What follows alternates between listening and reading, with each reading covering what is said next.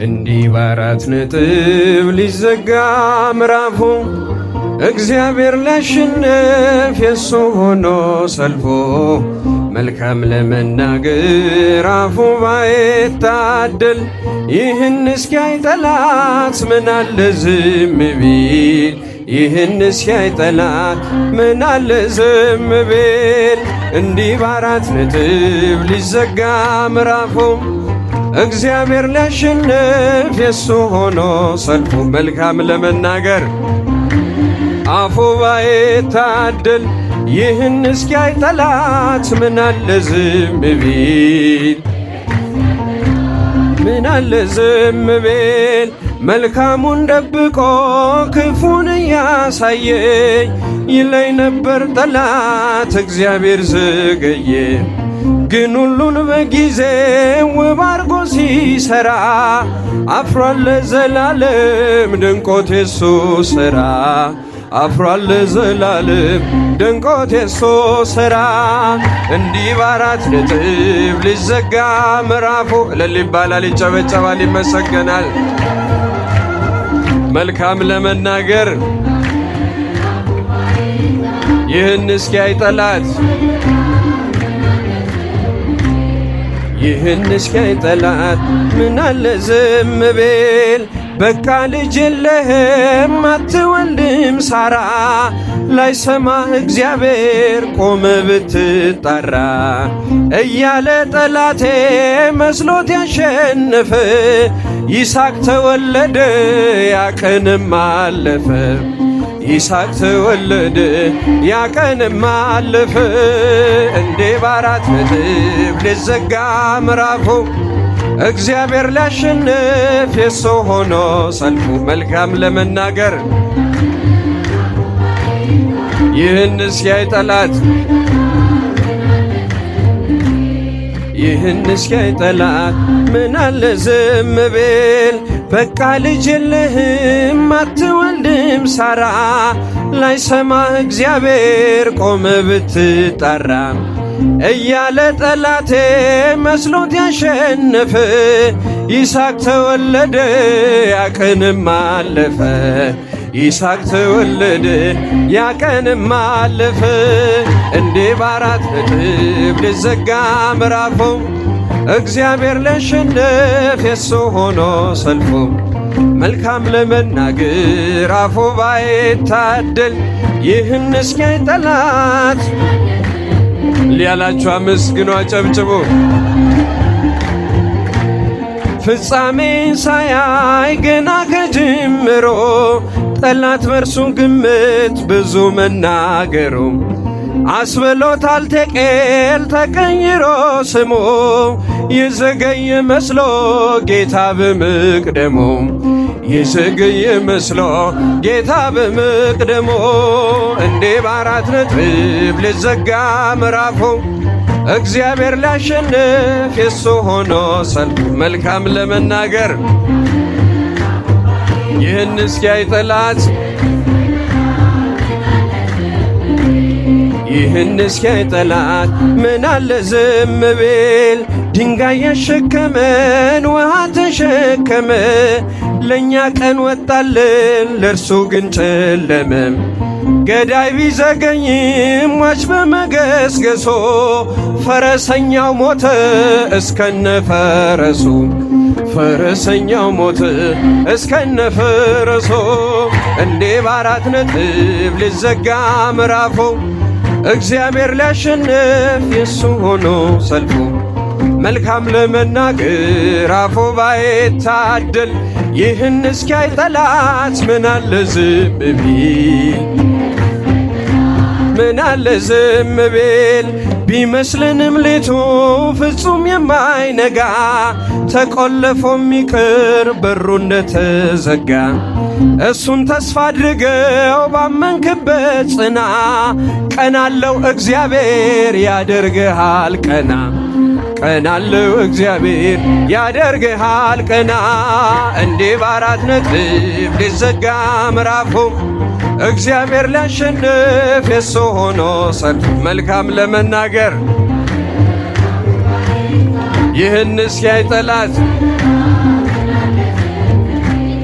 ይህንስ ያይ ጠላት ምን አለ ዝም ቢል ሰላም ሰላም ለኪ ማርያም ሰላም ለኪ ሰላም ማርያም ሰላም ለኪ የሕይወት መሰረት የፍጥረት አለኝታ ድንግል አደራሽን ሁኝልን መከታ ሰላም ለኪ ሰላም ሰላም ለኪ ማርያም ሰላም ለኪ እልል እልል እልል እልል እልል ማርያም ሰላም ለኪ በላሄ ስብዳን ብዙ ነፍሳት ፍቶ ያንቺን ስም ለጠራ ጠረኝ ውሃ ሰጥቶ ሰላም ለኪ ሰላም ሰላም ለኪ ማርያም ሰላም ለኪ እልል እልል እልል እልል እልል ማርያም ሰላም ለኪ ተማጽነንብሻል በአማላጅነትሽ ድንግሎ ያደራ አማልጅን ከልጅሽ ሰላም ለኪ ሰላም ሰላም ለኪ ማርያም ሰላም ለኪ ሰላም ማርያም ሰላም ለኪ እኛም ብንከተል በጎ ምግባርን በሰላም በጤና እንኖራለን ሰላም ለኪ ሰላም ሰላም ለኪ ማርያም ሰላም ለኪ ሰላም ማርያም ሰላም ለኪ እኛም ብንከተል በጎ ምግባርን በሰላም በጤና እንኖራለን ሰላም ለኪ ሰላም ሰላም ለኪ ማርያም ሰላም ለኪ ሰላም ማርያም ሰላም ለኪ ሕልምንም አልምም ታላቁን ራእይ መሰላል ተተክሎ ከምድር እስከ ሰማይ ሲወጡ ሲወርዶ መላእክት በርሷ ላይ እግዚአብሔርም ቆሞ ከላይ ከጫፏ ላይ ያዕቆብ ከቤርሳቤ ወደ ካራን ሲሄድ የለውም ነበረ አማካሪ ዘመድ ፀሐይ ጥልቃ ነበር ከራሱም በታች ድንጋይ ተንተራሰ የአባቶች አምላክ እኔ እግዚአብሔር ነኝ ይህን ምድር ለርስት እሰጥሃለሁኝ ዘርህ እንዳሸዋ በምድር ይዘራል በአራቱም ማዕዘን ሕዝብህም ይበዛል ያዕቆብ ከቤርሳቤ ወደ ካራን ሲሄድ የለውም ነበረ አማካሪ ዘመድ ፀሐይ ጥልቃ እልል እልል እልል እልል እልል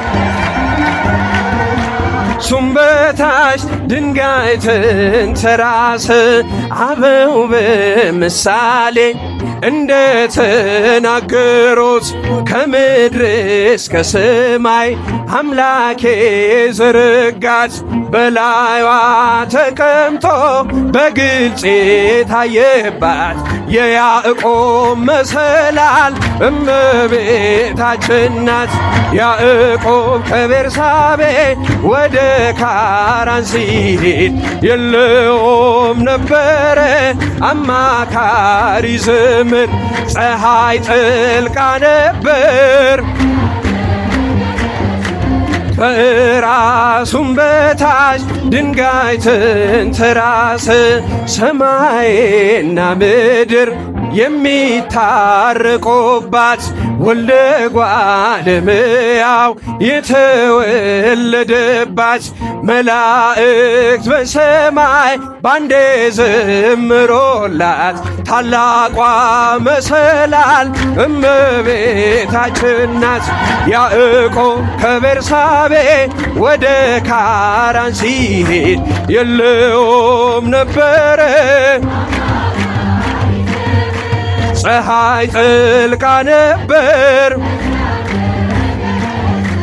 ከራሱም በታች ድንጋይ ተንተራሰ እንዘ ይብሉ ወይዜምሩ ዘሃደገ አብያተ ምእተ ምክቢተ ይነስእ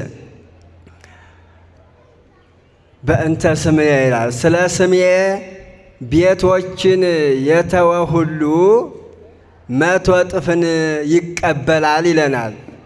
የትምህርታችን መሪ ቃል የሚሆነው በዛሬው ዕለት ለዚህ ለመሰባሰባችን የእግዚአብሔርን ቃል እንድንሰማ እሳቸው በሕይወት የኖሩትን አባቶቻችን ቅዱሳን ጻድቃን በሕይወት የኖሩትን እንዴት እንደኖሩበት የሚያሳየን መሪ ቃል ስለሆነ ይህን የትምህርታችን ርዕስ አድርገነዋል። ስለ መሪ ቃሉ እግዚአብሔር አምላካችን የተመሰገነ ይሁን። ወኩሉ ዘሃደገ አብያተ በእንተ ስምየ ምእተ ምክቢተ ይነስእ በቤቶች ሁሉን ማጠቃለል ነው እንጂ የተወውን ይዘረዝራል። በግዕዝ ወኩሉ ዘሃደገ አብያተ ወአሃወ ወአሃተ ወአበ ወእመ ወብእሲተ ወውሉደ እያለ ይዘረዝራል። ወገራው ኃይልና ምእተ ምክቢተ ይነስእ አንድ ቁጥር ላይ የማቴዎስ ወንጌል ምዕራፍ 19 ቁጥር 29 ላይ እናገኘዋለን። ይህን መሪ ቃል የማቴዎስ ወንጌል ምዕራፍ 19 ቁጥር 29 ምንድን ነው የሚለው? ስለ ስሜ ብሎ በስሜ ተማምኖ ስሜን አምኖ ቤቶችን የተወ ለትምህርት ለርዕስ አጭር እንዲሆንላችሁ ብዬ ነው። ቤቶችን የተወ ሁሉ ስለ ስሜ ቤቶችን የተወ ሁሉ 100 እጥፍን ይቀበላል ነው የሚለው። በቤቶች ያሉትን ቤተሰቦች እዛ ውስጥ አስገብቼ ነው እና ለመሪ ቃሉ እንዲመቻችሁ የትምህርቱን መሪ ቃል መምህራን ሲነግሯችሁ የትምህርቱ መነሻ ይሁን እንጂ መገስገሻም ሆኖ መድረሻም ነው፣ ማሰሪያም ነው። ስለዚህ የትምህርቱን ርዕስ ትይዛላችሁ። የተወደዳችሁ ክርስቲያኖች፣ በትምህርቱ ርዕስ ነው ሁሉም የሚጠናቀቀው። የሚዘረዘረው ማዛመጃውም ማጣቀሻውም ሁሉ እነዛን ምክንያት በማድረግ የቅዱሳንን ሕይወት እየዳሰስ የእግዚአብሔርን ቸርነት የሄዱበትን የኖሩበትን ጉዞ እያየን መሪ ቃሉ ነው የሚያስርልን። መነሻም ነው የምንገሰግስባቸው፣ ግን ማጣቀሻ ሕይወታቸውን እያየን ከዛ ማሰሪያውም ያኑ ቃል ማለት ነው።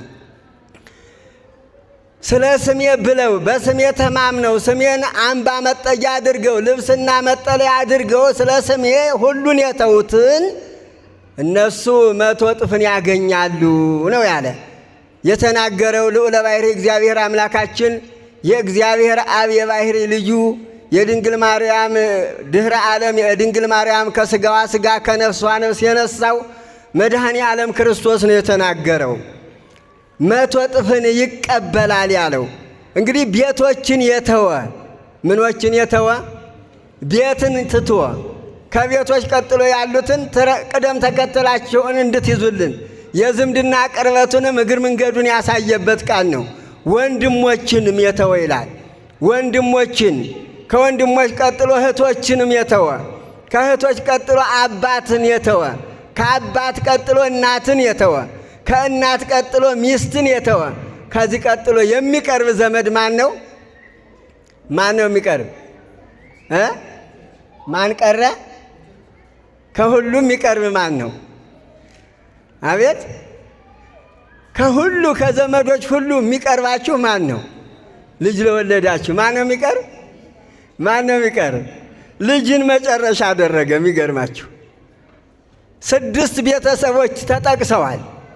6 የመጀመሪያው ቤት ነው። ምንጊዜም መጠለያ ያለ ቤት ቤተሰብ ስለማይኖር ቤቶችን የተወ እንዲያውም አብዝቶታል ስለማይረጉ ነው። ቤትን የተወ በቤቶች ውስጥ የሚከናወኑ ያሉ የሚኖሩ ቤተሰቦችን ታዲያ በቅደም ተከተላቸው ዘረዘረ መድኃኒታችን ኢየሱስ ክርስቶስ። በመጀመሪያ ማንን ነው ያልኋችሁ? ተከታትላችሁ ከሆነ ወንድሞችን። ከወንድምና ከእህት ማን እንደሚቀርብ እንግዲህ ጥቅሙና ከእህትና ከወንድም ማን ነው ጥሩ የሚለውን ራሳችሁ እንደ ተፈጥሯቸውና እንደ ቅርበታቸው ታያችኋል። መጀመሪያ ከቤት ቀጥሎ ወንድሞቹን ትቶ የሄደ፣ ከወንድሞቹ ቀጥሎ ደግሞ ማንን ትቶ የሄደ? እህትን።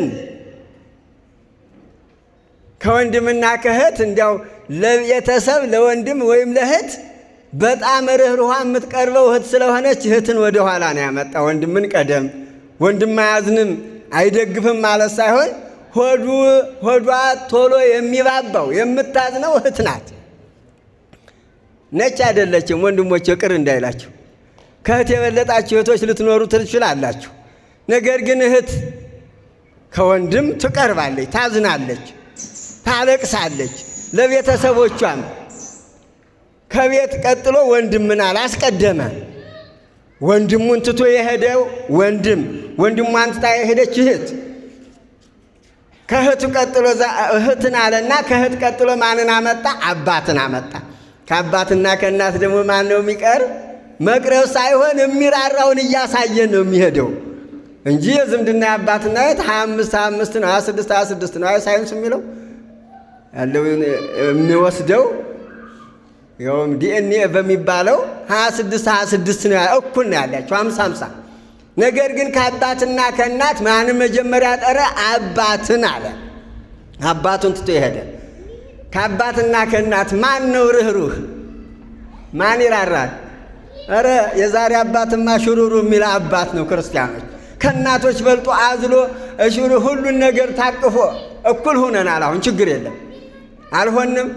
እናቶቻችን እኮ አርፋቸዋል አይደል እንዴ? አታመሰግኑ ካልሆነ በስተቀር ልጁን አዝሮ ሽሩሩ በደረቱ ማቅፎ ሲሄድ እናትየዋ ዘንጣ ገና እንደ ልጃገረድ ተውባ እየሄደች አባትየው ታቅፎ ነው ወላጅ መሆኑ የሚታወቀው። ማን ነው? አባትየው ነው እንጂ እናትየዋማ ገና ኮረዳ መስላ ነው የምትሄደው አይደል እንዴ? ጥላዋን ይዛ ዘንጣ የአዲስ አበባ ያረጀውም ያላረጀውም ለኛ ይብላል እንጂ ለወንዶቹ ጸጉርም ይቀጠላል እንደኔ ጸጉር ዞማ ለማድረግ አይደለ እንዴ? ትዋባለች። ወጣ ገና 15 ዓመት መስላ የወለደችው አትታወቅም። ምን አሉ አንድ አባት መሰላችሁ? የአዲስ አበባ እህቶቻችንን ማየት ጧት ተኝተው እንደተነሱ ገና ሳይታጠቡ ነው ማየት ነው አይደለም? ወንድሞቻችን ታጥባ ከወጣች በኋላ እንዳትሸወዱ። ልብ በኋላ መጀመሪያ ተኝታ እንደተነሳች ስታዩት ነው እድሜዋም መልኳም ውበቷን የምታውቋት። ግን ምን የውጫዊ ውበት ምን ያደርጋል? ክርስቲያኖች ውስጣዊ ማንነት ነው፣ ውስጣዊ ውበት ነው ለክርስቶስ የሚያሳጨው። ለክርስቶስ ሙሽራ የምትሆነው የውስጣዊ ማንነቷ ነው እንጂ የውጫዊ ትዋ ምን ትበል ትቀጥለው። ያላትም የሌላትም አይታወቅም፣ ችግር የለም። ለወንድሞቻችን ካልሆነ በስተቀር ለእግዚአብሔር ማንነታችን ውስጣችን ውብ ሲሆን ሲዋብ ነው። ስለዚህ ከአባት እና ከእናት ማንን አስቀደመ? መድኃኒታችን ኢየሱስ ክርስቶስ አባትን ጠራ። ምን ስለሆነ? ትንሽ አይቸኩልም። የልቤን በልቤ አያዝንም ማለት አይደለም። አባት በውስጥ አፍኖ መያዝ ይችላል እና እንደ እናት አያለቅስም፣ አይረተበትም ስለ ቤተሰቦቹ። ስለዚህ አባትን አስቀደመ። ከዛ ማንን አለ? እናቱን ደግሞ። አባቱን ከጠራ በኋላ አባቱን ትቶ ያልሄደ እያለ የሄደ ሁሉ እያለ ነው። ከዛ ቀጥሎ እናቱን ትቶ የሄደ እየመጣ ነው ወደ ቅርቡ። እናቱን ትቶ የሄደ እናት መቼም እናት ነች አይደል? እናትን መቼም እንደ አዲስ አበባ ሰው ወይም እንደ ሰለጠን እንዳለው ትውልድ ካልሆነ በስተቀር እናቱን የሚሳደብ ትውልድ በጣም ነው የሚያሳዝን እኮ። ክርስቲያኖች ናችሁ። በእነ አቡነ አረጋዊ አውደ ምሕረት ላይ እነሱ የተዋጉለትን እነሱ ቤቱን ይህን ሁሉ ትተው የሄዱለትን አምላክ ነው የምታመልኩት። በእነሱ አምላክ ክርስቲያን ተብላችኋል። በክርስቶስ ክርስቲያን የተባልን እናቱን የሚሳደብ የእግዚአብሔርን ቃል የሻረ ነው እናትንና አባትን አክብር ያለው ማንኛዋን እናት ነው የሚሳደብ? ክርስቲያኑ ናቸው እንዳትሳደቡ ክርስቲያን ወገኖቻችን። በእርግጥ ወንድሞቻችን ናቸው እንጂ እህቶቻችን እናት ስለሆኑ እስከዚህ ግን አሁን ሳይሞክሩ አልቀሩም። ሞክረዋል እናትን መሳደብ እህቶቻችንም። መቼስ ኩሉ የአኪ ዘመኑ ተብሏል። አባግዕ ለቶማስ ማራዊ ተኮኑ። ዘመኑ ሲከፋ ሁሉ ይከፋል አለ ባለቅኔው። ምን ማለት ነው? ዘመኑ ክፉ ሲሆን ዘመኑን የሚያከፋው ሰው ነው። ነገር ግን የከፋው ዘመን ላይ የሚገኘው ሰው ዘመኑ ከከፋ ሁሉም ክፉ ይሆናል አለ ባለቅኔ። ከዛ ምን አለ? የቶማስ በጎች ራሱን በሉት። ቶማስን አሕዛብ አላውያን ነገሥታት እንደ በግ ገፈፉና ሳያርዱ አንገቱን ገፈውታል። ቶማስ ከገፈፉት በኋላ ምን አደረጉ መሰል? ጨው ነስንሰው ለበጎቹ ሰጡት። በጎቹ ታዲያ ጨውን እያሉ ይልሱት፣ ስጋውን ይበሉ ነበር። እንግዲህ በግ ሰው አይበላም አይደል? በጨው አማካይነት ግን ይልሱታል ማለት ያን ያየ ባለቅኔ ነው። ኩሉ የአኪ ዘመኑ አባግዕ ለቶማስ ማራዊ ተኮኑ። ዘመኑ ሲከፋ ሁሉ ይከፋል። አሁን ሁሉም ወንድሞቻችን ከፍተው አልፈው እህቶቻችን እናቶቻቸውን ወደ መሳደብ ሳይቃረቡ አልቀረም። ከመሳደብ አምላካችን ይጠብቀን። ስድብ ወንጀል ነው እኮ አይደል? ነው አይደለም? ወንድሙን ጨርቃም ብሎ ወይም እህቷን ጨርቃም ብላ የምትሳደብ በሸንጎ ምን ይልባታል? ይፈረድባታል። በምን? በአደባባይ ፍርድ ሸንጎ የሚባለው የሽማግሌዎች ወይም ዳኝነት። ጨርቃም ብሎ የሚሳደብ ማለት ድሃ ብሎ የሚሳደብ ማለት ነው። ደንቆሮ ብሎ የሚሳደብ ግን ምን ተብሎ ይፈረድበታል አለ? ደንቆሮ ብሎ የሚሳደብስ በገሃነመ እሳት ይፈረድበታል። የማቴዎስ ወንጌል ምዕራፍ 5 አንቡት። ከቁጥር 25 ላይ ጀምራችሁ ታነቡት። ለቀደሙት እንዲህ እንደተባለ ሰምታችኋል። ያው አትግደል እንደተባለ ሰምታችኋል። መግደል ነው ትልቁ ኃጢአት ለኦሪታውያን በኦሪት። አሁን ግን እኔ ግን እላችኋለሁ መግደል ይቅርና መሳደብ በፍርድ ሸንጎ በሽማግሌዎች አማካኝነት ይፈረድበታል። ሽማግሌዎች በወሰኑ ወህኒ ቤት ሊጣል ይችላል አለ። ምን ብሎ የተሳደበ? ቀለል ያለ ነው ብሎ ጨርቃም ብሎ የተሳደበ። ደንቆሮ ብሎ ግን በእግዚአብሔር አርአያ በሥላሴ አምሳል የተፈጠረውን ሰው አያውቅም ደንቆሮ ብሎ የተሳደበ በገሃነመ እሳት ይፈረድበታል አለ። ስንቶቻችን ደንቆሮ አንተ ከኔ ጋር እኩል ነህ እንዴ ጓደኛህ አንፈልግም እንል ስንቶች ነን? በራሳችን ያመጣነው አይምሯችንን። ሁሉም በሥላሴ አርአያና አምሳል የተፈጠረ ነው። ስለዚህ እናትን ወደ ኋላ አደረገ ከአባት ቀጥሎ። አባትም ክቡር ነው። አባትም እግዚአብሔር ያከበረው ነው። የተባረከ አባት አለ እኮ። ንዑ ደቂቅ ወእንግርክሙ ፈሪሃ እግዚአብሔር እምሃርክሙ። ልጆቼ ሆይ ኑ ስሙኝ፣ እግዚአብሔርን መፍራት አስተምራቸዋለሁ ያለ ነቢዩ ዳዊት እንደተናገረው ያለ አባት እግዚአብሔርን መፍራት የሚያስተምር አባት አለ። ግን እንደ እናት ማን እንደ እናት? እናቶቻችን እግዚአብሔር ይጠብቃችሁ። እናንተን ብቻ ነው? ኧረ እነሱንም አትሉም? ያለ እነሱ ትኖራላችሁ? እኔ ጠብቄ ኧረ አብሮ ይጠብቀን ትሉኛላችሁ እየረባን። ሁላችንንም እግዚአብሔርን ለማመስገን አኑረን ክብሩን እንደመውረስ ያብቃን። እናትን ትቶ የተወ አለ። ከዛ ቀጥሎ ማንን ነው ያለ? ማንን ነው ያለው? ስንት ጠቀስኩላችሁ። አሁን ቤትን ተውት። ቤት ስለማይገኝ ሁላችንም ቤት ትተናል። ቤቱን የተወ አሁን ቤት የለውም። ሁሉም ቤት የተወ ነው አይደል? ቤት አላችሁ መሰለኝ እናንተ ሰፈር ደህና ነው። ኮሪዶሩም ቤትን የተወ ቤቶችን የተወ ቤቱን ያላብራራሁት ሁሉም ባለቤት ስለሆነ አንተውም ቤት ብለን ወንድምን፣ እህትን፣ አባትን፣ እናትን ደርሰናል። እዚህ ቀጥሎ ማን ቀረን? ማንን የተወ? ማንን? ሚስትን የተወ። አያችሁ፣ ከእናት ደግሞ ሚስት ትቀርባለች ማለት ነው አይደል? ወይም ባል ይቀርባል ማለት ነው። ወደ ሴቶች ስንገለብጥ በወንዶች ነው የሚናገረው መጽሐፍ ቅዱስ በአብዛኛው። አትግደይ አይልም። አትግደል የሚለው ለማንም ይሰራል። ለእህት ሚስትን ለተወ ያለው ባልን ለተወች እንደ ቅድስት አርሴማ ያለ ባል በንጽህና በድንግልና እንደኖረች እንደዛ ማለት እነ ቅድስት ክርስቶስ ሰምራ ልጆችን አፍርታ እንደሄደችው ያም በግልባጭ ይሰራል ማለት ነው።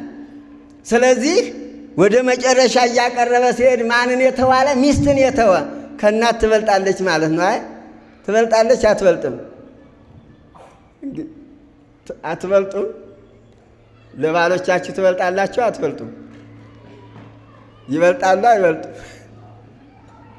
እኛ አላገባንም እያሉ ነው በዚህ ፊት ለፊት ያሉት። እንግዲህ ምንድን ነው የሚባለው የሚሉት የተወደዳችሁ ክርስቲያኖች፣ እንደ እግዚአብሔር ቃል ባልና ሚስት ምንድን ናቸው? አንድ አካል ናቸው። እንደ ሥጋዊ ስናየው ግን ባልና ሚስት አንድ አካል ይሆኑና እንደ እህትም አትሆንም፣ አድርገንም አንተያይም። አንድ ባል እንኳን ሲያመሽ ምን ብሎ ነው የሚጸልዩ የሚባለው? እናቴ ከምታስበው ቀርቶ ምንድን ነው የሚለው? ሚስቴ ምን እያላቸው የምታስበው? እህቶች ምን እያላችሁ ታስባላችሁ? እየጠጣ ነው ነው ሌላዋ ጋር ሂዶ ነው እያሉ ነው የሚያስቡ። እንደዛ ነው የምታስብልኝ ብላችሁ ነው ይህን የተረታችሁት ወንድሞች አይደል?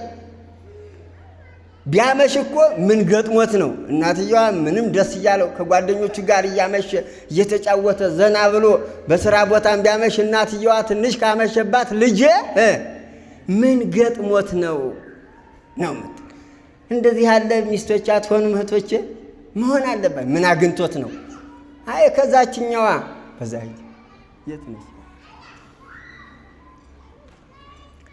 ምን ገጥሞት ነው አትሉ ማለት የለም። አካላችሁ እኮ ነው። ለዛ ነው እኮ ክርስቶስ ያቀረበ ከእናት ቀጥሎ ከወንድም እህትን፣ ከአባት እናትን፣ ከእናት ሚስትን አቀረበ። ከሚስት ቀጥሎ ደግሞ ማንን ያቀረበ? ማንን ያቀረበ? ለልጄ ብዬ ነው እንጂ የምኖረው ካንቺ ጋር ነው የሚል አይደል እንዴ? ነው አይደለም? ለልጄ አረ ልጅ ገመዱ እንደው ካንቺ ጋር ያሳሰረኝ እንደው እንደሚጥምጣ የምታቀ አይ ልጅ ነው አይደል? ግን ልጁ የተገኘ በማን ነው? ባልና ሚስት እዚሁ ወንጌል ላይ የማቴዎስ ወንጌል የሚናገረው እግዚአብሔር ዘአስተጣመረ እግዚአብሔር ሰብእ ይፍልጥ፣ እግዚአብሔር አንድ ያደረገውን ሰው አይለየው የተባለ እዚሁ ወንጌል ላይ ነው። የትዳር ስለ ጋብቻ አንቀጽ የሚናገር ክፍል ነው ይሄ የማቴዎስ ወንጌል ምዕራፍ 19 ቁጥር 6 ላይ ያለው ቃል። ስለዚህ ሰው ስለ ጋብቻ ሲጠይቁት እግዚአብሔር መጀመሪያ ወንድና ሴት አድርጎ ፈጠራቸው፣ አንድ አካል እንደሆኑ አታውቁምና ቁጥር 5 ላይ ስታነቡት። ስለዚህ ባልና ሚስት አንድ አካል ናቸው ተብሏል። እንዴት አካሉን ሰው ይጠላል? አካሉ ስለሆነች ነው። አያችሁ ያቀረበው አካሉን ትቶ ወደዛ አካልነትም ሳይደባለቅ አስቀድሞ የተወ እሱን እግዚአብሔር ምን ይከፍለዋል ነው ያለን ዛሬ 100 እጥፍ። ከዛ ከሚቱ ከጨረሰ ልጆችን ትቶ ከማፍራትም አስቀድሞ ማለት ነው። ገና ከማፍራትም ከመውለድም አስቀድሞ የተወ እሱ ስንት ምን ይቀበላል? ስንት ይቀበላል? 100 ነው ይቀበላል። ያላ 100 ነው ወይስ ምን? 100 እጥፍ ይቀበላል፣ ያገኛል። ይህ ነው እንግዲህ እነ አቡነ አረጋዊ እነ ገብረ ክርስቶስን በዚህ ነው የኖሩት። ይህን ሁሉ ዝርዝር በቤተሰብ ደረጃ ስንት ዘረዝር? ልጅ የተባረከ ልጅ ይስጣችሁ። አሜን በሉ።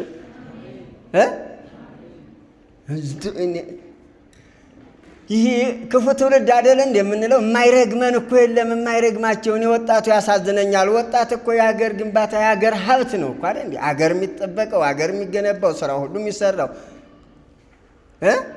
በወጣት ነው አይደለ? ደግሞ የሚረገመው ማን ነው? አይ ዛሬ ትውልድ የስምንተኛው ሺህ ስንት ዘመን ሆኗል? ስምንተኛው ሺህ ከገባ ስንት ዘመን ነው?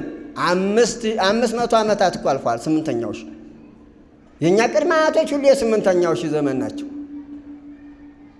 ነገር ግን ወጣት ለሀገር ይህ ሁሉ የሚሰራው ወጣት ነው። ይህ የሚያምረው ፎቅ ሁሉ የሚሰራው፣ ይህ የሚያምረው ከተማው የሚብለጨለ ይህ ኮሪደር ሁሉ መቼ ሽማግሌ ያሰራው ማን ነው የሚሰራው? አያምርም? እንዲህ ኮሪደሩ ያምራል እኮ። ዞሮ ዞሮ ልማት የሚሰራው በወጣቶች ነው። ሀገር የሚገነባው በወጣት ደግሞ መንግሥተ ሰማያትንም በወጣትነት ዘመን መውረስ ደግሞ ግዴታም ነው፣ ለሥጋዊ ብቻ አይደለም። ስለዚህ ልጆቹን ትቶ የሄደ ነው የሚለን። ልጆችን የልጆች ጥቅም በዘመኑ በብዛት ባይታይም ልጁ ወላጆቹን የሚያሳዝን ትውልድ ቢበዛም ቅሉ ልጅ ከእናት ይበልጣል። አሮጊት እናት እያለችው በጣም የሚያዝንበትን ልጅ ነው የሚረዳው። እናት አባቶ እዚያ ተቸግረው ለልጁ ምን ያህል መስዋዕትነት እንደሚከፍል ታውቁታላችሁ። ወላጆቹን የሚረዳል። አሁን ልጆች እያሉት ካልተረፈው የተረፈውም ጥቂት ሲሰጥ ከስጋው ቆርሶ እንደሰጠ ነው የሚሰማው ለወላጅ ሲሰጥ። ለልጆቹ ግን ጠቅላላ ሕይወቱ ሁሉ ለማን ነው? ለልጁ ነው፣ ለልጆቻችሁ። ለእናት አባቶቻችሁ እኮ ትንሽ ነጠላ ወይም እንደው የባል መዋያ ስትሰጡ እኮ በጣም እንዳደረጋችሁ ነው የሚሰማችሁ። ለልጆቻችሁስ የባል መዋያ አይደለም፣ ዝም ብሎ ሰኞ ማክሰኞ ሁልጊዜ ለልጆቻችሁ ነው የምትኖሩት አይደል? ሰው የሚኖረው ለልጁ ነው። ይህንን ትቶ ይሄዳል። ከሚስት ቀጥሎ ማንን አቀረበ? ማንን ያዘ? ልጆችን ያዘ። ከዛ ማንን አደረገ? እርሻ ነው ያለ። እንግዲህ ሁሉ ለልጆች ልብስም ምግብም ምን ለሰውየው መጀመሪያ ቤት መጠለያ፣ ከዛ ደግሞ ምግብ የሚፈራበትን እርሻዎችን ሁሉ። መሬት የሁሉም መሰረት ነው አይደል እንዴ? መሬት በዚች ምድር እግዚአብሔር አዳም ፈጥሮ ምድርን ዝራት፣ ተንከባከባት፣ ጠብቃት፣ አልማት። ወጥተህ እዛ ከተረገመ በኋላ ለታብቁል ከእሶክ ወአሜከላ እሾህና አሜከላ ታብቅልብህ ተባለ እንጂ ብታበቅልም ቅሉ በረከቷን አልነሳም እግዚአብሔር። እየተወጋህ እዛ ሰሞኑ ክረምት ስለገባ የዘር ምሳሌ ነው የሚነገረውና በእሾህ መካከል እንደበቀለው አትክልት ቢሆንብንም እየተወጋንም ቢሆን የምድር በረከትን እግዚአብሔር አልነሳም። መሬትን ትቶ የሄደ የዓለም መሪዎች ታውቁታላችሁ እኮ አሁን ዓለምን ሁሉ የበላይ ነኝ የሚሉት ሁሉ የእነሱ ሰፊ ማዕድንና ብዙ ምርት የሚገኝበትን መሬት የሌላውን ነው አሻግረው የሚያዩት። የምድር ማዕድናትን ለመውረስ ለማግኘት ነዳጁንም የተለያየ የከበሩ ማዕድናት ያሉበትንም እንደኛ ሀገር ጤፉን፣ ሰሊጡን፣ ቡናውን የሚያመርተውን መሬትም ለመቀራመት መሬትን እንዴት አድርገው ድንበርተኛ ያልሆኑት ሁሉ ስለ መሬት ምን ያህል ዋጋ እንደሚከፍሉ ታውቃላችሁ። ዘመኑ የቴክኖሎጂ ነው። ስለ ሰው ምንም ቅንጣት ሰው የለውም። ምንም እንደ ጠቅላላ ቢረግፍ፣ ለመሬቱ ግን የሚሰጡትን ክብር ተመልከቱት። ይህንን ይህን እያወቁ የተወ ነው ያሉ። የመጨረሻው 8 ናቸው። ቤትን፣ ወንድምን፣ እህትን፣ አባትን፣ እናትን፣ ሚስትን፣ ልጅን፣ እርሻን ትቶ የሄደ የተወ ሁሉ ስለምን ብሎ ስለ ስሜ ብሎ በስሜ ተማምኖ ስሜን አምኖ ስሜን ምግብ፣ ልብስ፣ መጠለያ አድርጎ የሄደ የማንን ስም? የማንን ስም? የማንን ስም? አቤት የማንን ስም? አንድ ስም ቀርቷችኋል፣ ትፈሩታላችሁ ማለት ነው። እግዚአብሔር ማለት የወል ስም ነው። ይህን ግን የተናገረው ኢየሱስ ክርስቶስ ነው። መድኃኒታችን ኢየሱስ ክርስቶስ። የኢየሱስ ክርስቶስን ስም ብትሉ ትፈራላችሁ? በኢየሱስ ስም ስትባል እኮ አንዳንድ ሰው በስመ አብ የሚል ሰው ይገጥመናል። እኔ በጣም እናደዳለሁ አንዳንድ ጊዜ። ቤተ ክርስቲያን የተመሰረተችው በኢየሱስ ክርስቶስ ደምና ሥጋ ነው። በኢየሱስ ክርስቶስ ደም ነው። ጌታችን አምላካችን መድኃኒታችን ኢየሱስ ክርስቶስ ብላ አክብራ ስለምትጠራው ነው እንጂ በመንገድ ላይ የሚጠሩት ሰዎች የነሱ አይደለም። እነሱን ሳናውቃቸው የኛ ቤተ ክርስቲያን መልካ ኢየሱስ የሚባል 57 አካባቢ ድርሰት አለው። መልካ ኢየሱስ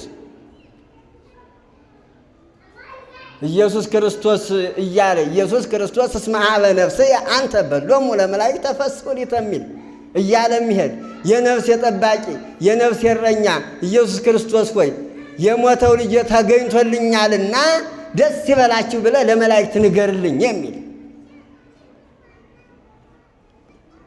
ኢየሱስ ክርስቶስ ሊቀ ካህናት ዘላይለ ኩሉ ይጻሐፍ በልሳኔ ለውዳሴ ከፊደሉ እይትገደፍ ዲበብ ንባቦ ቃሉ እያለ የሚሄድ ሊቀ ካህናት በሁሉም በላይ በሁሉም የተሾም ሊቀ ካህናት ኢየሱስ ክርስቶስ ሆይ ይጻሐፍ በልሳኔ ለውዳሴ ከፊደሉ የምስጋና ፊደሉ በአንደበቴ ይጻፍ ይነበብ ዘንድ እይትገደፍ ዲበብ እንዳይነጥብብኝ ሳስተምር ስዘምር ስቀድስ ማሕሌት ስቆም እንዳይነጥብብኝ በአንደበት የስምህና ፊደልህ የስምህ ስም ይጻፍልኝ ብለው ነው የሚጸልዩት ሊቃውንቱ ቤተ ክርስቲያን። መልካ ኢየሱስ ቅዳሴ እንደተወጣ ሳይጸለይ አይወጣም። በቅዳሴ መልካ ኢየሱስ ኢየሱስ ኢየሱስ ኢየሱስ እያለ ብቻ ከ55 ጊዜ በላይ የሚዘልቅ የሚጨርስ ኢየሱስ ኢየሱስ እያለ ከመሃሉ ላይ 5 ቤት ነው ያንዱ። ከዛ ከመሃል ላይ ግን ኢየሱስ ክርስቶስ የሚል ይህም ባለመንገራችን ኢየሱስ የምትል አንድ ወጣት በታክሲ ካያችሁ የኛ ኦርቶዶክስ በስመ አብ ወወልድ ወመንፈስ ቅዱስ እኔ እናደዳለሁ። እንዴት ባለቤቱን ትቶ አሁን ይህን የተናገረው አምላካችን መድኃኒታችን ኢየሱስ ክርስቶስ ስለሆነ ነው።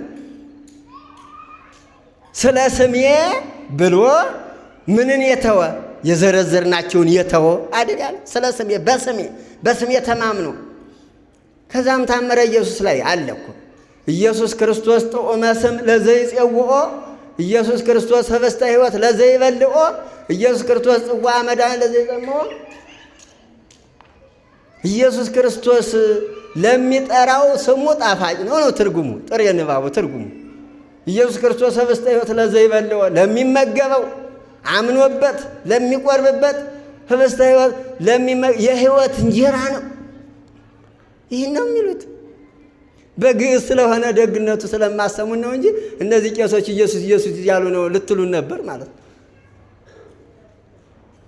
ስለ ስሜ ያለ አንድ መዝሙር አለ፣ አላውቀውም ሙሉውን ባልይዘውም ቅሉ ቅዱሳን ሐዋርያት ዓለማትን ዞሩ ብርና ወርቅ ሳይዙ ስሙን እየጠሩ የሚል መዝሙር አለ አይደል? ቅዱሳን ስሙን እየጠሩ እና አቡነ አረጋዊ እኮ ስሙን እየጠሩ ነው የሄዱት ከወዲያኛው ዓለም ከወዲያኛው ከምዕራብ ወይም ደግሞ ከኤዥያ መሆኑ ሲመጡ እኮ በስሙ ነው ወደኛ ሀገር የመጡት። ጻድቁ አቡነ አረጋዊ በኢየሱስ ክርስቶስ ስም ምግብና መጠጥ ልብስና መጠለያ አድርገው የመጡት ስለ ስሜ ብለው እነዚህን የተው ስንት ያገኛሉ? 100 እጥፍ ያገኛሉ፣ ይቀበላሉ። እነማን ናቸው ይህን 100 እጥፍ የሚቀበሉት? እና አቡነ አረጋዊ 100 እጥፍ ሁሉን ትተው አይደል የተከተሉት ኢየሱስ ክርስቶስን? ሁሉን ትተው ተከተሉ። ሁሉን ትተው እዚህ ከተከተሉት በኋላ ክርስቶስ ምን አደረገላቸው? መድኃኒታችን ኢየሱስ ክርስቶስ ይህኛውን በኋላ እንመለስበታለን። የሰማያዊ ክብር ነው። 100 እጥፍ እንዴት 100 ልጅ ያገኛሉ ብሎ ጠያቂም ስለሚኖር ለዛ መልስ ለማድረግ ይህን አቆየውና እስቲ እንደው በዚህ ከመጡ በኋላ አንደኛ አቡነ አረጋዊን ምን አደረገላቸው ክርስቶስ? በዘንዶ ላይ እንዲጓዙ አድርጓል። በምን ላይ? በዘንዶው ላይ። ዘንዶውን እንደ ጋማ እንስሳ እንዲጋልቡት አድርጓል እግዚአብሔር። በየት ነው የኖሩት? ቤትን ንብረትን ሁሉ ትተው በየት ኖሩ? መጀመሪያ በዘብድ ወጠሊ ወበኤሉ ውስተ አድባር ወበአታት በዘብድ ወጠሊ ወበሐሜለት ምን ማለት ነው? የበግና የፍየል ሌጦ ለብሰው በተራራዎችና በምድር ጉድጓድ ውስጥ እንዲሁም በዋሻ ኖሩ። ዓለም ለነሱ አልተገባቸውምና ይላል ዕብራውያን ምዕራፍ 11 ቁጥር 27 ላይ ስታነቡት በበግና በፍየል ሌጦ ኖሩ ይላል። ዞሩ ለብሰው የበግና የፍየል ሌጦ ለብሰው ዞሩ። ዓለም ለነሱ አልተገባቻቸውምና በዋሻና በተራራ ላይ በምድርም ጉድጓድ ውስጥ ኖሩ። ቤትን በመተዋቸው ልብስንም በመተዋቸው መጠለያቸው ተራራ ወይም ደግሞ ዋሻ የምድር ውስጥ ጉድጓድ በዛ ውስጥ ኖሩ አለ። የፍየል ሌጦ ደበሎ ለብሰው የበግ ሌጦ ያለብሰው በዛ ኖሩ። መጠለያቸውን ማን አደረጉ? ተራራ አደረጉ፣ ዋሻ አደረጉ። ይህም ተራራ ደግሞ ስናየው በእኛ ሀገራችን ታላቁ ጻድቅ አቡነ አረጋዊ ወደ ተራራው ወጡ። ራሳቸው እኮ በክንፍ ባያገኙም እግዚአብሔር መልአኩን አዞ በጸሎተ ሚካኤል ይባሉ ነበር። መልአኩ ቅዱስ ሚካኤልን አዞላቸው በምን ወጡ? ምንን አዘዘላቸው? አቤት ዘንዶውን። አሁን ይህን ስንነግራቸው ወገኖቻችን አይምሯቸው ለመቀበል ይቸገራል። በጣም ነው የሚቸገሩት። ምን ሆነው ነው? መጽሐፍ ቅዱስ እኮ አለ አይደል? ላዕለ ተኩላ ወከይሲ ትጽአን ወትከይድ አንበሳ ወከይሲ እስመ ብየ ተወከለ አድህኖ ወከድኖ እስመ አእመረ ስምየ። አሁንም ወደ ስሙ መጣ። በእኔ ተማምኗልና እጋርደዋለሁ። እስመ ብየ ተወከለ እስመ አእመረ ስምየ፣ ስሜንም አምኗልና ጋርደዋለሁ ይላል ወደ ታች።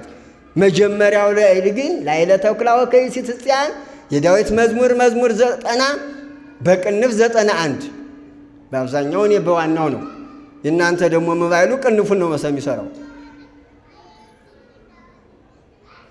ያለ ቅንፍ መዝሙር 90 ቁጥር 13 ላይ በተኩላውና በእባቡ ላይ ትጫማለህ ይላል። በምንና በምን?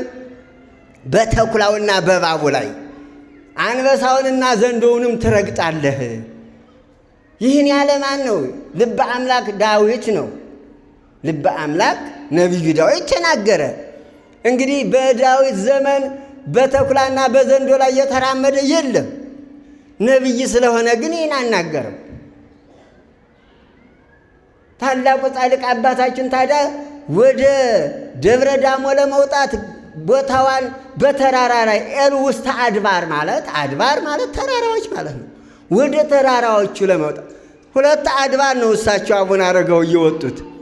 አንደኛው ደብረ ዳሞ የሰሜኑ የትግራይ አለ፣ ደግሞ ዙራባ ደግሞ አለ። አድባር በብዛት ተራሮች፣ ደብር ሲሆን አንድ። እነዛን ኤሉ ማለት ዞሩ ለመውጣት ዞሩም ብለን እንተረጉማለን። በቀላል እንደው ያለ ምስጢር ቃል በቃል ለመውጣት ዞሯት፣ ተራራዋን ዞሩ፣ ሁለቱንም ተራሮች። አቡነ አረጋዊ መውጫ ሲያጡ ግን ማንን አዘዘላቸው? ዘንዶውን አዘዘላቸው። ነቢዩ እንደተናገረ ለእግዚአብሔር ሲታዘዙ፣ በፍቅር ሲያገለግሉት፣ እሱን ሲከተሉት፣ ስሙን ሲይዙ ወደ ጥንተ ተፈጥሮ ወደ አዳምና ወደ ሔዋን ወደ ነበሩበት ማዕረግ ይደርሳሉ። በንጽሕና 7 ዓመታት አዳምና ሔዋን በነበሩበት በዛን ጊዜ ተኩላው፣ አንበሳው፣ እባቡ ሁሉ ስም ለመውጣት ሄዶ ይሰግድለት ነበር ለአባታችን አዳም። መጽሐፍ ቅዱስን አንቡት። ሄዶ የትኛውም አውሬ ስም ይወጣለት ነበር። አይተናኮለውም። ጌታው ነው ያውቀዋል። አቡነ አረጋዊም ጽድቅ ናቸው፣ ንጽሕ ናቸው። ከአዳም ከመጀመሪያው ተፈጥሮ ስለደረሱ ዘንዶ አይነካቸውም፣ ይታዘዝላቸዋል። አቡነ ተክለ ሃይማኖት አንበሳውን እንደ ፈረስ ሲጋልቡት አይነካቸውም። አኮ ዘነበረ ከመ ሰብአ ለአረሰየ ንብረቶ ከመ መላእክታ የሚለው አቡነ ገብረ መንፈስ ቅዱስን ነበረ በገዳም ወበአታት እያለ ይሄድና ሊቆ ቅዱስ ያሬድ አኮ ዘነበረ ከመ ሰብአ ለአረሰየ ንብረቶ ከመ መላእክት። አቡነ ገብረ መንፈስ ቅዱስ እንደ ሰው አይደለም ኑሮውን ያደረገ እንደ መላእክት እንጂ። በዝማሬ በቅዳሴ አንበሶች እየተገዙለት፣ አቡነ ጻድቁ አረጋዊ ዘንዶ እየተገዛለት፣ ዘንዶውን እንደ ፈረስ ያን ያህል ገደል ሲያወጣው፣ እኛ ግን በእይታ በፊልም ስናየው እንዴት እንደምንደነግጥ ተመልከቱ። ርቀታችን ግን እኛም ክርስቲያኖች ነን፣ እኛም ሰዎች ነን፣ እነሱም ሰዎች ናቸው። ልዩነቱ እግዚአብሔርን አክብሮ በትእዛዙ መኖር፣ ሁሉ የተባሉትን ያን ስለተው የበለጠ ክብር መተወጡ ሰጣቸው። እኛ ያን ሁሉ ተው ብለን ዘርም አናጠፋ። ሁላችን ከተው ደግሞ ብዙ ተባዙ ያለውን ማጥፋት ስለሆነ ያን ያህል አንበቃም እኛ።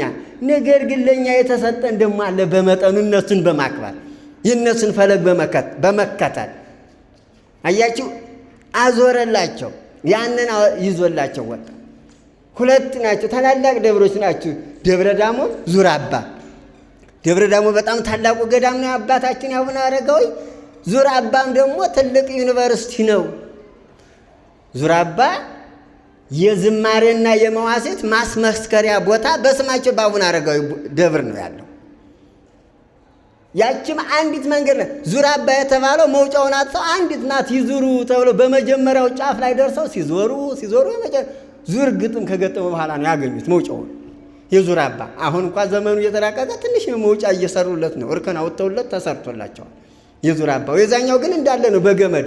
እኛ ዘንዶ ስለማይታዘዝልን በምን ነው እየተጠላጠሉ የሚወጡት የደብረ ዳሞ? በምን ነው? ለምን ለእኛ እምቢ አለን ክርስቲያኖች? ለምን? በገመድ አሁንም በምጫኛ የዚህኛው እየተሰራ ይወጣሉ። ዙራባ አቡነ አረጋዊ የዝማሬና የመዋሥዕት ማስመስከሪያ ከቤተ ክርስቲያናችን 6ቱ ጉባኤ ቤቶች አንዱ ማለት ነው። የቤተ ክርስቲያን የአብነት አንድ ሰው መምህር የሚባለው 6 ናቸው። የጉባኤ ትምህርት ቤት ስንት ናቸው? 6 ማለት ዲፓርትመንት ራሱን የቻለ ግራጁዌት ነው የምትሉት ወይም ርቃት የሚያካሂድበት መምህር የሚባልበት መጀመሪያው ቁጥር ንባብ ምናምን እንዳደረግ ቅዳሴ አጠቃላይ እስከ ሰዓታት ማጠናቀቅ ያን አጠቃላይ 14ቱን ቅዳሴ ሁሉ መያዝ አንድ መምህር ይባላል።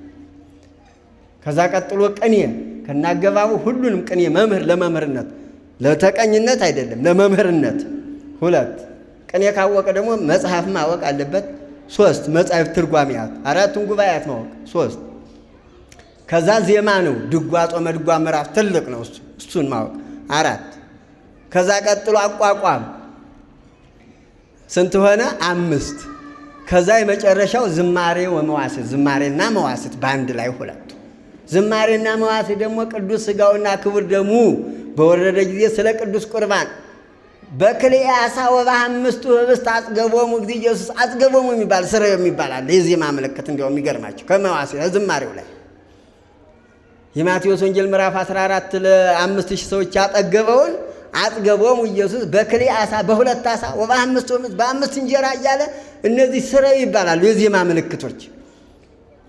ይህ የሚገኝበት የአቡነ አረጋዊ ገዳም ዙራባ አቡነ አረጋዊ ነው።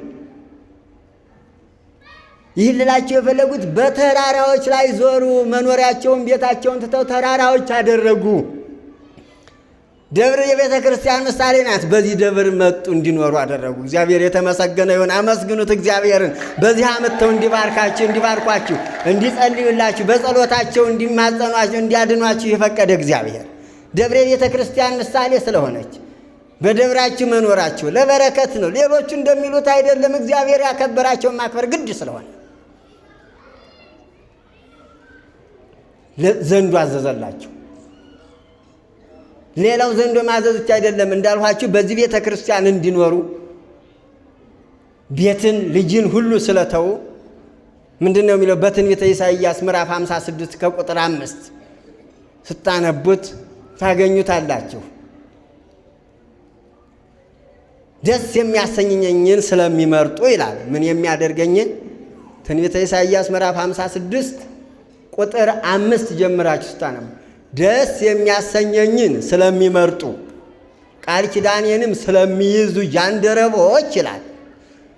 በቅጥሬና በቤቴ ውስጥ ከወንዶችና ከሴቶች ልጆች ይልቅ የሚበልጥ የዘላለም መታሰቢያና ስም እሰጣቸዋለሁ።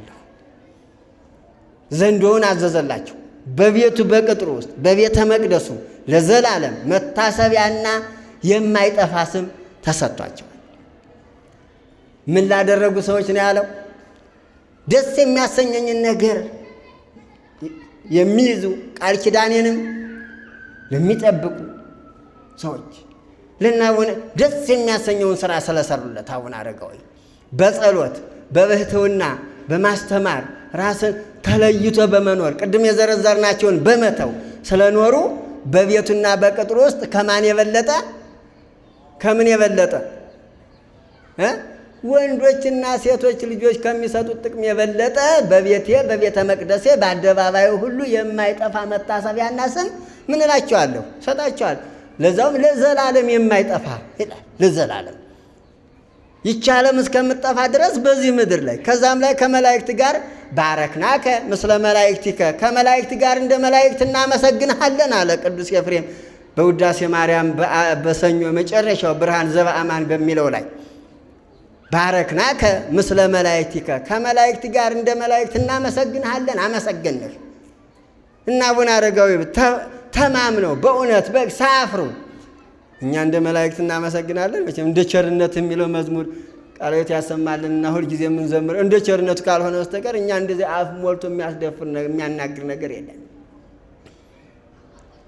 ግን እና አቡነ አረጋዊ ግን ባረክናከ ምስለ መላእክቲከ ማለት ይችላሉ፣ ችለዋልም። ከመላእክት ጋር እንደ መላእክት እግዚአብሔርን እያመሰገኑ ይኖራሉ። ስማቸውም እግዚአብሔር እያከበራቸው ይኖራል። ስለዚህ በቤቱና መጀመሪያ አናብስቱ እንደነ አቡነ አረጋዊ እንደነ አቡነ ገብረ መንፈስ ቅዱስ፣ ዘንዶው እንደነ አቡነ አረጋዊ፣ ወደ ወርቁ ስንሄድ ዘንዶ የተባለ ጸላዔ ሰናያት ነው። አንበሳም ያው ነው። እስመ ጸላኢክሙ ይጥህር ከመ አንበሳ። ቅዱስ ጴጥሮስ እንደተናገረው ጋኔን ባላጋራችሁ ጋኔን ሰይጣን የሚወጣውን እየፈለገ እንደሚያገሳ አንበሳ ይዞራል ተብሎ ተነግሯል። ዘንዶም ያው እንደምታውቁት በራዕየ ዮሐንስ 12 ላይ ከቅዱስ ሚካኤል ጋር የተዋጋው ጥንተ ጠላታችን ዲያብሎስ ነው። ሌላ ወደ ወርቁ ስንሄድ ወደ ትርጉ ወደ ምስጢር ስንሄድ ዘንዶውን የተባለው ጸላዔ ሰናያትን ሊያስታቸው ሊፈትናቸው ቢመጣም በጸሎት ረግጠው ትወጡ ለማለት ነው። ስለዚህ ይህን ጠላታችንን ያሸነፉ አባታችንን እግዚአብሔር በቤቱ ውስጥ የማይጠፋ ስም ሰጣቸው፣ የዘላለም ስም ሰጣቸው። ይህ ብቻ አይደለም። ነቢዩ ዳዊት አስቀድሞ ተናግሯል።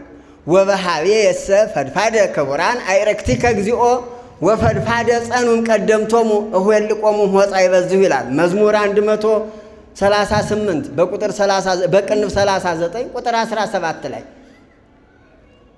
በእኔ ዘንድ አቤቱ በእኔ ዘንድ ወዳጆችህ እጅግ የተከበሩ ናቸው አለ። በማን ዘንድ? ነቢዩ ዳዊት። እነማን የተከበሩ ናቸው? ወዳጆችህ፣ አሳቦች ብሎ ተርጉሞታል። መጽሐፍ ቅዱስን ስታወጡ የጥሬ ንባብ አይርክት የሚለው በግዕዝ ወዳጅ ነው። በመጽሐፍ ቅዱስ ግን መዝሙር 138 ቁጥር 17 ላይ አሳቦች ብሎ ነው የተረጎመው። አሳብ የእግዚአብሔር አሳብ የተከበረ ነው። ነገር ግን ወዳጆችህ ነው። በእኔ ዘንድ ወዳጅ አይርክት የሚለው ግዕዙንና አማርኛውን እንድታነቡት ወንድሞች የሰንበት ተማሪዎችና መምህራንም አሳቦች ብሎ ነው የተረጎመው። አሳብ አይባልም፣ አይርክት። አርክ ወዳጅ ነው አይደል? አርክ ይቤሎ እግዚአብሔር ለአብርሃም፣ እግዚአብሔር አብርሃምን ወዳጅ ይለው ነበር። ወዳጆችህ እና አቡነ አረጋዊ እና አቡነ ገብረ መንፈስ ቅዱስ በእኔ ዘንድ የተከበሩ ናቸው። ለእኛ ነው የሚናገረው ነቢዩ ዳዊት። በዛም ጊዜ ለነበሩት ቅዱሳን እሱም ያከብራቸዋል። እግዚአብሔር የሚያከብረውን ማክበር ግድ ስለሆነ ወዳጆች በእኔ ዘንድ የተከበሩ ናቸው፣ ከፊተኞቹ ይልቅ የጸኑ ናቸው ይላል። የፊተኞቹ ቢጋደሉም ወኮነ ጽድቅነ ከመ ጸድቀ ትክቶ። ነቢዩ ኢሳይያስ እንደተናገረው ጽድቃችን እንደ መርገም ጨርቅ ሆነብን አለ። የቀደሙት ጽድቅ የላቸውም። ቢጋደሉም በመጋዝ ቢሰነጠቁም እስከ ክርስቶስ ልደት የነበረው ሁሉ ባይሆን በእግዚአብሔር ጥላ ስር ይሆናሉ እንጂ በሲኦል ስለነበሩ ከነዚያ ይልቅ እኒህ ይበረታሉ ያለ ነቢዩ ከፊተኞቹ ጻድቃን ቅዱሳን የአሁኖቹ ጻድቃን ይበልጣሉ። በደሙ ተዋጅተው ቀጥታ ሲኦል ሳይገቡ ገነት መንግሥተ ሰማያት ስለሚገቡ እሁልቆሙ ሆፃ ይበዝሁ፣ እቆጥራቸው ዘንድ እቆጥራቸዋለሁ ካሸዋ ይበዛሉ አለ። ስለዚህ ቅዱሳን ካሸዋ ይበዛሉ፣ መላእክት ካሸዋ ይበዛሉ፣ ከከዋክብት ይበዛሉ። እነሱ በእኛ ዘንድ ምን ያሉ ናቸው? የተከበሩ ናቸው። ለዚህ ነው የምናከብራቸው። ወገኖቻችን ይህን ስላልተረዱ መጽሐፍ ቅዱስን እያነበቡ ስለማይረዳቸው ካልሆነ በስተቀር እግዚአብሔር ነው ያከበራቸው። እኛ ከአይምሯቸው ወደናቸው አይደለም። ማን አከበራቸው? እግዚአብሔር አከበራቸው። ይህ ብቻ አይደለም። ሮሜ ታውቁታላችሁ፣ ምዕራፍ 8 ቁጥር 35 ላይ ተናግሯል። አስቀድሞ የወሰናቸውን እነሱን ጠራቸው፣ የጠራቸውን እነሱን መረጣቸው፣ የመረጣቸውን አጸደቃቸው። ያጸደቃቸውን ምን አላቸው? አከበራቸው። ያጸደቃቸውን ምን አላቸው?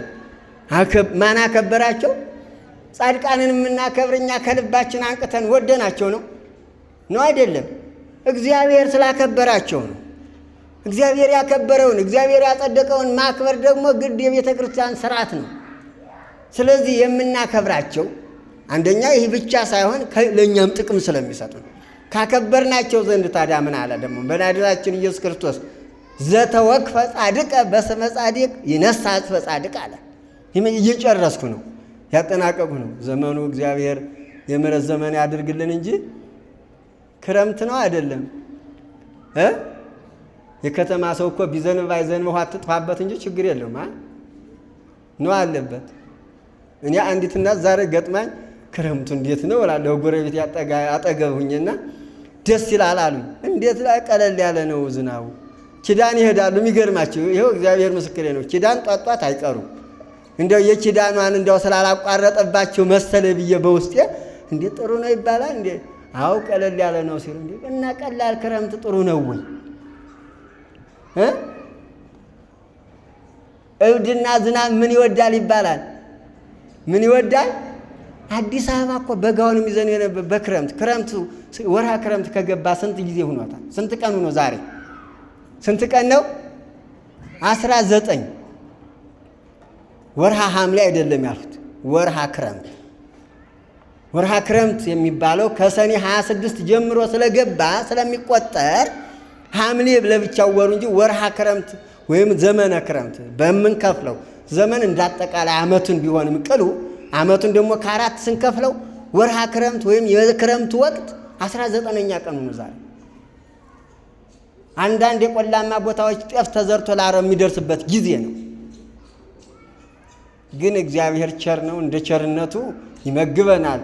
አሁንም ካመጣው ወደዛም ገፍቶ ለገበሬዎቻችን በረከቱን ያብዛልን እና ይልላችሁ ደመንመና አለብያ የሚገርማችሁ ጥላ አላመጣሁም እንደው ይምታይ ብዬ በእውነት እንዲህ በፀሐይ ለጥላ ያዙት 2-3 ቀን ለጉባኤ ሰር ለዝናብ ያዙት ጃንጥላ ለፀሐይ ተጠልየዋለሁ በክረምት ማለት ነው። ግን ስለ ሁሉም ማን ያውቃል? እግዚአብሔር ያውቃል። በቸርነቱ በጻድቃን በእናቡነ አረጋዊ ጸሎት በእናቡነ ገብረ መንፈስ ቅዱስ ምልጃ በእናቡነ ገብረ ክርስቶስ ምልጃ እግዚአብሔር ቸርነቱን ያበዛል። ስለዚህ ምንድነው ያለ? ጻድቁን በጻድቅ ስም የተቀበለ አለ ምን ያገኛል አለ? ምን ያገኛል? ይህ ጻድቁን ዋጋ ያገኛል። የምናከብራቸው በእኔ ዘንድ የተከበሩ ናቸው ያለ ነቢዩ ዳዊት እግዚአብሔር ያከበረውን ማን ይኮንናል? እግዚአብሔር ያጸደቀውንስ ማን ይኮንናል? እግዚአብሔር ያከበረውንስ ማን ያዋርዳል? እግዚአብሔር ስላከበራቸው ነው የምናከብራቸው። ክርስቲያኖች አትፈሩ፣ አትፍሩ። መልስ ብታጡም እንኳ ወደ መምህራን አልብላችሁ ይመልሱላችኋል። እንደው የሚናገረው ሁሉ ወጀቡ ሁሉ አናጉዳቸው። አገራችን ኢትዮጵያ በእውነት ነው የምንላቸው። እንደው ይህ ጅዋጅዌው የሰው እንደው የፖለቲካውን ተውት እንጂ ሀገረ እግዚአብሔር የምንለው ወደን አይደለም። እርግጠኛ ነኝ እንደ መጽሐፍ ቅዱስ እኮ ከሌሎቹ ሀገሮች የበለጠ አድርጎ የሚናገርበት ክፍል አለ። የበለጠ አድርጎ እንደው እስራኤል ናት አይደል ለእግዚአብሔር የቀረበች መጀመሪያ ተገኘች። ከነሱ ኢትዮጵያ እንደሚበልጥ የሚናገርበት ክፍል አለ። ትንቢተ አሞጽ ምዕራፍ 9 ቁጥር 7ን አንቡት። የእስራኤል ልጆች ሆይ ይላል። የማን ልጆች ሆይ? የማን ልጆች? የእስራኤል ልጆች ሆይ እናንተ ለኔ እንደ ኢትዮጵያ ልጆች አይደላችሁምን? እንደማን ልጆች? ስለዚህ አሁን ማን በልጦ ማለት ነው? ማን በልጦ? እናንተ እንደ ኢትዮጵያ ልጆች ነበራችሁ፣ ነገር ግን ተዋችሁኝ እያለ እኮ ነው። እናንተ ለኔ እንደ ኢትዮጵያ ልጆች ናችሁ ነበራችሁ። ስለዚህ እኔ ነኝ መጽሐፍ ቅዱስንም እግዚአብሔርን የሚያስተዋወቅ ከምትለው እስራኤል በእርግጥ እንደው ሰው ጎበዝ ይላታ እንጂ እኔ በውስጤ እንትን ነኝ። አትግደል የሚለውን ሕግ መሰለኝ ለሰው ደንታ የሌለው ሰው ቢጨፈጨፍ ከራሱ ውጭ ክርስቶስ አልተወለደም ማተብ መስቀል አድርጎ የሚታይ ክርስቲያን ካለ አሁን ይተፋበታል። እንደዚህ አይነት መስቀል ካሰርክ ይተፋበታል። ከዛ የኛ ወዳጅ የሚመስላቸው አይደለም፣ ስለ ራሳቸው ነው አብዛኛው። እና ከእስራኤልም ኢትዮጵያ ለእግዚአብሔር የቀረበች ለምሳሌ ተጻፈች። ነቢዩ ዳዊት የተናገረው አለ። የሚገርማችሁ በዓለም የሌለ ከመያፈቅር ሀየል ሀበ አንቅተ ማያት ከማወት አፈቅር ነፍስ ያበ እግዚአብሔር ዋሊያ የውሃ ምንጮችን እንደሚወድ ነፍሴ እግዚአብሔርን ትወዳለች ናፈቀች ይላል መዝሙር 41 ከቁጥር 1 ላይ ታነቡት። ዋሊያ ምንን እንደሚወድ የውሃ ምንጮችን አንቅተ ማያት ማለት የውሃ ምንጮች ማለት ነው። ዋሊያ በየትኛው ዓለም ውስጥ ነው? በዓለም ውስጥ በየትኛው ሀገር ውስጥ ነው የሚኖር? በየት ነው የሚገኝ ዋሊያ? በእስራኤል እኮ የለም። ነቢዩ ዳዊት ደግሞ በመንፈስ እንጂ ኢትዮጵያ መጣ የሚል ታሪክ የለም። ዋሊያን ከዛ ሆኖ ያውቀዋል በየትኛው። ስለዚህ የተወደዳችሁ ክርስቲያኖች ሀገራችን ሀገረ እግዚአብሔር የምትባለው ከእስራኤል የበለጠ እግዚአብሔርን የምታከብር በሕገ ልቡና፣ በሕገ ኦሪት፣ በሕገ ወንጌል ዛሬም እግዚአብሔርን የምታገለግል ስብሐተ እግዚአብሔር ሁልጊዜ በእውነት እኛ በእያንዳንዳችን ብንከፋ አገልጋዮችንም እንደምታዩት በፌስቡኩ ብታውጠለጥሉንም ስብሐተ እግዚአብሔር ስላልተቋረጠ የቤተ ክርስቲያን ጸሎት አገሪቱን ይጠብቃታል። ታምናላችሁ? አታምኑ? ቢያንስ እኮ አይደለም ከካህናቱ ከእናንተም ብዙ ቅዱሳን ንጹሐን ምእመናን ትኖራላችሁ። እንደው ሁሉ ኃጢአተኛ ነው።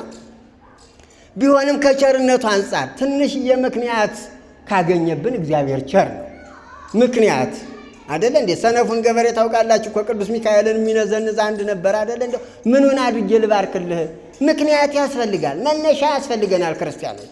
ስለዚህ እኛ ደግሞ 24 ሰዓት ቤተ ክርስቲያን አገልግሎት የምታደርግ ከእስራኤል እጅግ በርቀት ነው የምትፈልጥ ሀገራችን። በየትኛውም ዓለም የሌለ እግዚአብሔር የሚመሰገንባት ሀገር ስለሆነች እግዚአብሔር ደግሞ በቅዱሳኖች ጸሎት ቅዱሳንንም ስለምታከብር እግዚአብሔርን ያገለገሉ እና አቡነ አረጋዊን የምታከብር ስለሆነ እግዚአብሔር ይጠብቃል፣ ያከብራል።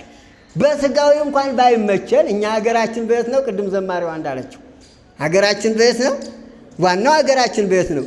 ቤቶችን ብንተው ቤቶች ባይኖሩ ቤት አለን ክርስቲያኖች። በእነ አቡነ አረጋዊ ጸሎት ቤት ይታደላችኋል። አይዟችሁ፣ ዕጣ የሚያወጡት እነሱ ናቸው። እነሱን ተቀብላችሁ እነሱን አክብራችሁ አይደል እንዲህ ያላችሁ? እነሱ ነው የሚያወጡላችሁ የሚሰጧችሁ በቸርነቱ። ስለዚህ ቤቶችን፣ ወንድሞችን፣ እህቶችን፣ አባትን፣ እናትን፣ ሚስትንና ልጆችን የተወ እርሻንም ሁሉ የተወ ስንት እጥፍ ያገኛል? 100 እጥፍ ያገኛል። 100 አባት ሊያገኝ ነው ወይ? እንደው የሚስትንስ ልተወው። እንደው 100 ወንድምና 100 እህት 100 ልጅ ሊገኝ ይችላል። ምን ማለት መሰላችሁ? 100 ወንድም፣ ጥሩ ወንድም፣ ወንድምህን እንደ ራስህ እንደ ነፍስህ አድርገህ ውደድ የሚባል ወንድሙን እህቱን የሚወድ ወንድም የሚያደርገውን አገልግሎት የሚሰጠውን አገልግሎት እጥፍ ታገኛለህ ነው፣ በረከት ታገኛለህ ነው። ባጭሩ ወደ ልጅነት ልጅ ጥሩ ልጆች፣ የተባረኩ ልጆች የሚሰጡትን አገልግሎት የሚታዘዙ ለወላጆቻቸው የሚታዘዙትን ልጆች ከነሱ ሁሉን የተዘረዘሩት ሁሉ የእርሻንም በረከት ሁሉ ያ ሁሉ የምታገኘውን የሚሰጥህን በሰማይ የዛን እጥፍ ታገኛለህ ነው፣ ታገኛላችሁ ነው እንጂ 10 አባት 100 አባት አይገኝም። አባታችን እግዚአብሔር አንድ ነው፣ ወላጅ ደግሞ በስጋ አንድ ነው። የአባት ጥቅም የሚገኘውን እጥፍ 100 እጥፍ ታገኛለህ። በዚህ ያጣኸውን ተደሰትበት።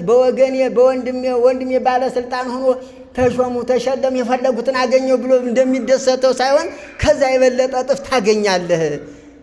ማንን የተወንድሙን ትቶ ይሄደ። ስለዚህ የተከበራችሁ ክርስቲያኖች ጻድቃንን የምናከብራቸው እግዚአብሔርን ትተው በዘብድ ወጠሊ የበግ ለብ የፍየል ሌጦ ለብሰው የዞሩ በዋሻው በየሸንተረሩ እግዚአብሔርን ስሙን ልብስና ጉርስ አድርገው ይኖሩ ቅዱሳንን የምናከብራቸው እነሱ ከገቡበት እናንተን ያከበሩ የማቴዎስ ወንጌል ምዕራፍ 10 ቁጥር 41 ሁልጊዜ የሚጠቀስ ነው። ጻድቁን የተቀበለ የጻድቁን ዋጋ ያገኛል። በጻድቁ ስም ተሰባስበን እየተማማር የእግዚአብሔርን ስም ስናመሰግን ያመሸነው እግዚአብሔር የኛንም ከጻድቁ ከአባታችን ከአቡነ አረጋዊ ጋር እንዲያኖረን አምላካችን ይፍቀድልን። ቃሉ አይታበልም። የአምላካችን የእነሱን በረከት ይሰጠናል። እንደዚሁም ጉባኤውን አድርገው እንድንማማር እንድንጸልይ የጋበዙ ያደረጉ